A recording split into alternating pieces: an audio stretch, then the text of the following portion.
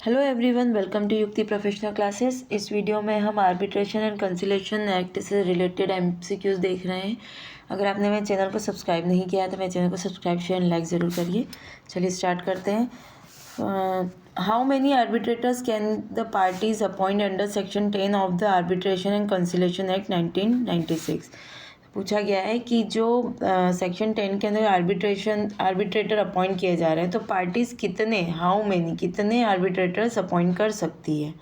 ठीक है, तो यहाँ पे जो है any number provided it in an odd number, कितने भी नंबर हो सकते हैं लेकिन वो ऑड नंबर में ही होनी चाहिए। विषम संख्या मतलब 1, 3, 5 इस तरीके से अपॉइंट किए जाएंगे। As per section 10 subsection 1 of the Arbitration Act, the parties are free to determine the number of arbitrators, but the number cannot be even नहीं होंगे। This ensure that there is no deadlock in decision making, क्योंकि अगर even number होगा, दोनों का equal अगर decision हो जाएगा तो फिर यहाँ डेडलॉक टाइप की स्थिति आ जाएगी कि अब कहाँ क्या करें, है ना। तो इसलिए इवन नंबर में किया जाता है कि मेजोरिटी में हो जाएगा। अगर 3 लोग अपॉइंट किए हैं तो 2 एक पक्ष में होंगे और एक अलग पक्ष में होगा, तो ये यहाँ पे कोशिश ये की जाती है। ठीक है, इसलिए यहाँ पे इवन नंबर में नहीं अपॉइंट होते हैं। If the parties do not determine the number, section 10 subsection 2 states that there will be a sole arbitrator। अब अगर पार्टीज अपॉइंट नहीं कर रही है तो सबसेक्शन 2 बोलता है कि फिर एक आर्बिट्रेटर अपॉइंट किया जाएगा।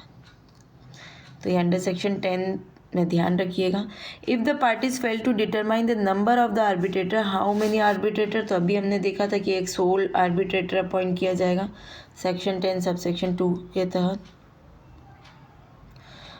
If the parties fail to determine the number of arbitrators, the tribunal shall consist of sole arbitrator by default। तो यहाँ पे ट्राइब्यूनल के रूप में ही वो अपॉइंट होगा और सोल होगा।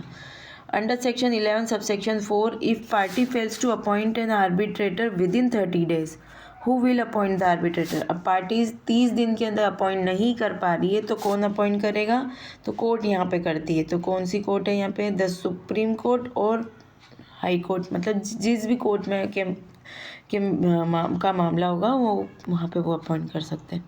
As per section 11 subsection 4, if one party fails to appoint an arbitrator within 30 days of receiving a request from the other party ने रिक्वेस्ट किया है, उससे 30 दिन के अंदर अपॉइंट नहीं कर रहा है एक other party, the appointment shall be made by the supreme court, high court और डेजिग्नेटेड इंस्टीट्यूशन और person. This provision ensure that arbitration proceedings are not delayed due to the non-cooperation of the one party। तो ये section ये show करता है कि अगर कोई पार्टी अगर कोऑपरेशन नहीं कर रही है तो इसके कारण कोई डिले नहीं होगा प्रोसेस में, इसलिए यहाँ पे कोर्ट को ऑथराइज कर रखा है। नेक्स्ट है, in an arbitration with 3 arbitrators who appoint the presiding arbitrator under section 11 subsection 3। मान लीजिए 3 आर्बिट्रेटर्स को अपॉइंट किया गया है, तो यहाँ पे जो प्रिसाइडिंग मतलब एक आर्बिट्रेटर एक पार्टी अपॉइंट करेगी और एक आर्बिट्रेटर दूसरा पार्टी अपॉइंट करेगा, है ना। अब जो तीसरा वाला है उसके लिए कह रहे हैं कि तीसरे वाला कौन अपॉइंट करेगा, तो ये जो होगा द 2 अपॉइंटेड आर्बिट्रेटर, जो 2 पहले से नियुक्त कर दिए थे आर्बिट्रेटर वो मिलकर एक तीसरे को अपॉइंट करेंगे। As per section 11 subsection 3, in an arbitration with 3 arbitrators, each party appoints 1 arbitrator and these 2 arbitrators together appoint the 3rd arbitrator who acts as the presiding arbitrator, जो प्रिसाइडिंग मतलब मुख्य मध्यस्थ के रूप में काम करेगा। Under section 11 subsection 6A, while appointing an arbitrator, what aspects does the supreme court और हाई कोर्ट कंसीडर, है ना। तो यहाँ पर किसके आधार पे, मतलब हाई कोर्ट और सुप्रीम कोर्ट मतलब क्या कंसीडर करेगी आर्बिट्रेटर को अपॉइंट करने के दौरान, तो वो validity of the arbitration agreement को, मध्यस्थ समझौते की वैधता को कंसीडर करिए, उसको देखते हुए अपॉइंट किया जाए, है ना। तो 11 सबसेक्शन 6A के अनुसार जब सर्वोच्च न्यायालय उच्च न्यायालय किसी मध्यस्थ की नियुक्ति के लिए आवेदन पर विचार करता है तो उसे केवल मध्यस्थता समझौते के अस्तित्व की जांच करनी होती है। इसका अर्थ यह है कि न्यायालय अन्य मुद्दे जैसे विवाद की मध्यस्थता, योग्यता या मामले के गुण दोष पर विचार नहीं करेगा, सिर्फ ये कि एग्रीमेंट वैलिड है या नहीं है, और उसकी मतलब सिर्फ उस पर ध्यान देगी, बाकी उसको डिसाइड करने से रिलेटेड आर्बिट्रेटर काम करेगा। If the arbitrator are not appointed as per the agreement, which court has the power to appoint an arbitrator under section 11? ठीक है, तो अगर सेक्शन 11 में बताया कि एग्रीमेंट के तहत अगर अपॉइंट नहीं किया जाता है तो फिर कौन सा कोर्ट, तो वही हाई कोर्ट या सुप्रीम कोर्ट। तो हाई कोर्ट या सुप्रीम कोर्ट यहाँ अपॉइंट कर सकती है। As per section 11 sub section 8, what should the court consider while appointing an arbitrator, है ना। तो आर्बिट्रेटर को अपॉइंट करने में वो क्या कंसीडर करेंगी, तो the qualification and independence of the arbitrator, मतलब मध्य आर्बिट्रेटर का क्वालिफिकेशन भी देखा जाएगा, और वो निष्पक्ष मतलब स्वतंत्र होना चाहिए। ऐसा नहीं है कि किसी पार्टी के पक्ष में रहे, वो किसी पार्टी से रिलेटेड हो। यहाँ स्वतंत्र इंडिपेंडेंस देखा जाता है आर्बिट्रेटर का। तो यहाँ पे जो according to section 11 subsection 8, while appointing an arbitrator, the high court or supreme court must consider the qualification of the arbitrator as agreed upon by the parties द्वारा agreed होना चाहिए, और the independence and impartiality of the arbitrator to ensure a fair arbitration process. Next है, when must an arbitrator disclose any circumstances that may raise doubt about his impartiality or independence? मतलब अगर कोई जो arbitrator है वो कुछ मुद्दे से जैसे जुड़ा है, किसी सर्कमस्टेंसेस से उसमें जुड़ा है, ऐसा डाउट है कि ये इससे जुड़ा हुआ है ना, तो ऐसी इम्पार्शलिटी या इंडिपेंडेंस के बारे में उसको जो जानकारी कब देनी चाहिए ये पूछा गया।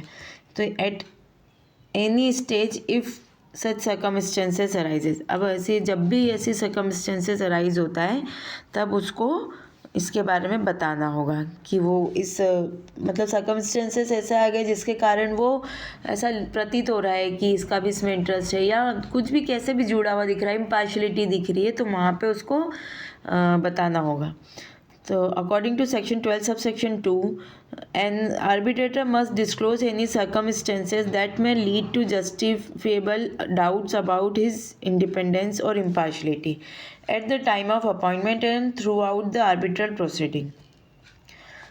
This ensure fairness and transparency. Next, which of the following is not a valid ground to challenge an arbitrator under section 12?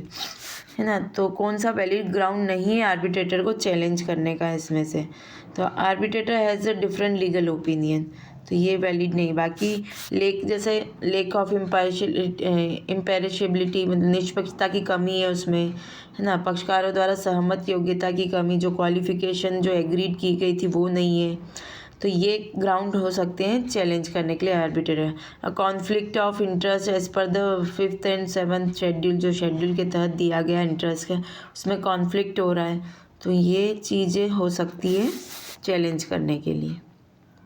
उनके अलग अलग मत है, ये कोई ग्राउंड नहीं हो सकता है आर्बिट्रेटर को चैलेंज करने के लिए। Under section 13, with in how many days must a party challenge N arbitrator after becoming aware of the reason for the challenge, जब वो चैलेंज उनको पता पड़ा है, अवेयर हो गए कि इसका ग्राउंड पे हमको आर्बिट्रेटर के विरुद्ध चैलेंज करना चाहिए, तो कितने दिनों के अंदर मतलब उसको जब पता पड़ा उससे कितने दिनों के अंदर, तो 15 दिन के अंतर्गत चैलेंज कर देना चाहिए। ठीक है, यदि मध्यस्थ को चुनौती देने की कोई सहमत प्रक्रिया नहीं है तो पक्षकार को ये चुनौती 15 दिनों के भीतर उठानी होगी, जब उसे मध्यस्थ या न्यायाधिकरण के गठन या धारा 2 सबसेक्शन 3 के तहत किसी भी वेद कारण के बारे में जानकारी मिले। What is the consequences if an arbitrator becomes de jure और de facto unable to perform his function?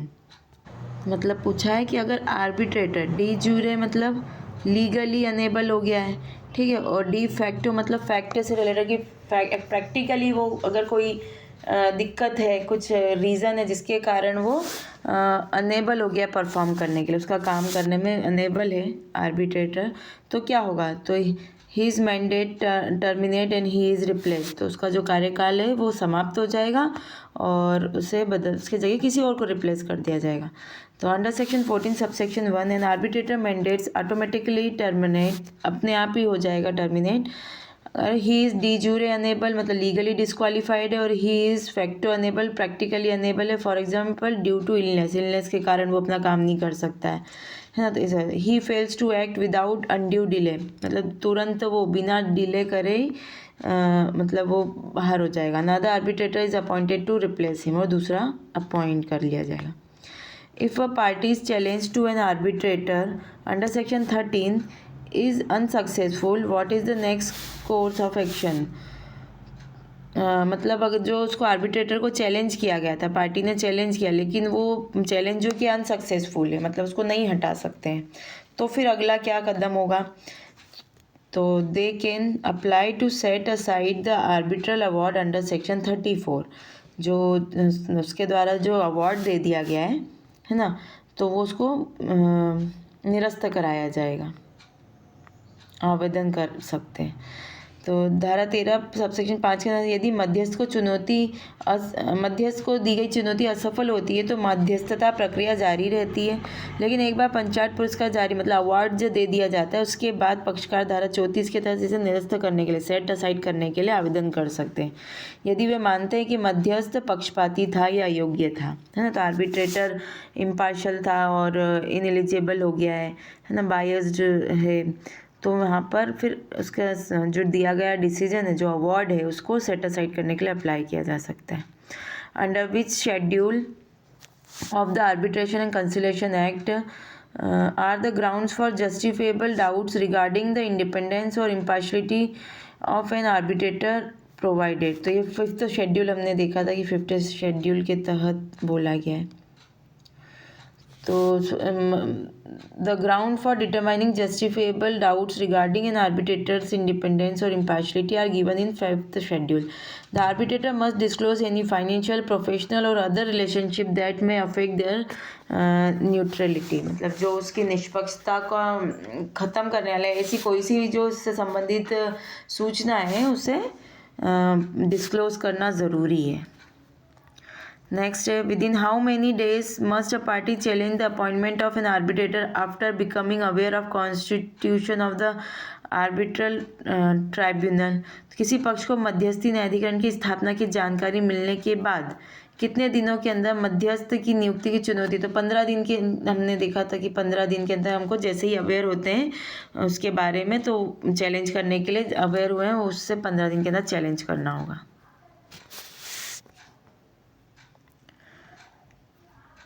Next है when does the mandates of an arbitrator terminate as per section 14 of the act. जो उसका कार्यकाल है कब समाप्त हो जाएगा आर्बिट्रेटर का, ठीक है। तो when the arbitrator voluntary withdrawn वो खुद से छोड़ देता है। When the arbitrator becomes legally और प्रैक्टिकली अनेबल, तो हमने देखा था डी जूरे और de facto unable to perform his function, है ना, तो वो काम करने में असमर्थ हो गया। When both parties mutually agree to terminate the arbitrator, और दोनों ही पार्टी चाह रही हैं कि उसको हटा दिया जाए, समाप्त कर दिया जाए, तो इन सब केस में आर्बिट्रेटर को हटाया जा सकता है, ठीक है। ये सेक्शन 14 में मेंशन किया गया है जहाँ पे वो वॉलंटरी विड्रॉ कर सकता है, बिकम लीगली और प्रैक्टिकली इनकेपेबल हो गया परफॉर्मिंग हिज ड्यूटी, और बोथ पार्टीज एग्री करके उसे हटा सकती है।